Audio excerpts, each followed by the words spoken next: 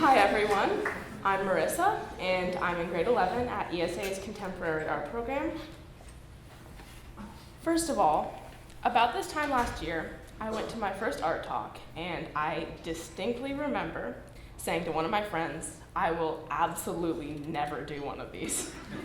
And yet, here we are. I think it's important first for me to talk about my history in terms of my work. Anyone who knows me knows that for the first 14 or so years of my life, everything was dogs. Drawings, paintings, sculptures, and the topic of most conversations were of canine-related subjects. Up until I came to ESA as a grade 9. I had always been making something, going through many after-school programs, art classes, and such.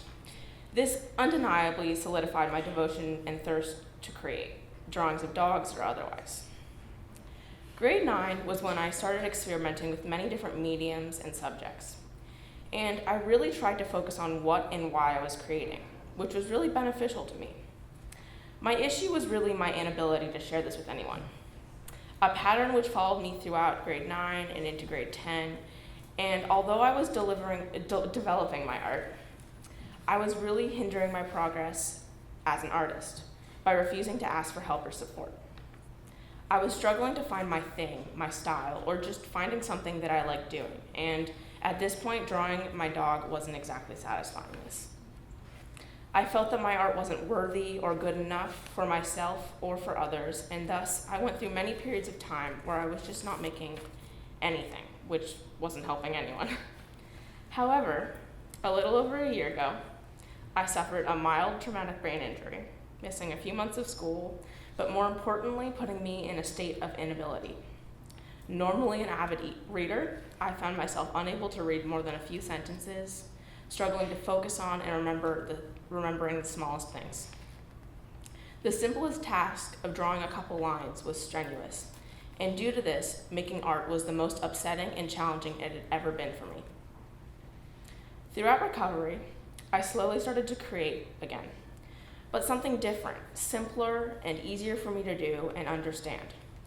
I was, without intending to, drawing these repetitive linear patterns.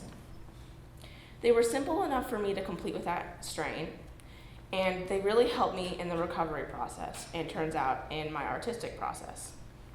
In addition to that, through speaking to my fellow classmates, my parents, and Mr. Very, my drawings and the process of creating them gave me a sense of accomplishment. And for the first time, I felt that what I was making was successful, and that I was finally heading in the direction that I had for so long been searching for. Lines make up the world around us. They are the most basic way to represent something. Most of us as young children learned how to draw by using lines to define what we saw or wanted to depict. And while I was taught how to properly draw and sketch by omitting harsh lines, I am now doing the opposite. I start my drawings by dividing my paper up into a grid, using my mother's T-square and set squares, using 2 complementary colored pens. This process takes usually about 3 to 4 hours, depending on the paper and the amount of patience I have that day. After this, I spend the next few days filling in the grid with loose, freehand, and expressive lines. The drawings are meticulously planned and yet are out of control and impulsive. Lines are a constant, ever-present factor in my life. Lines are a way to understand and dissect the world around me.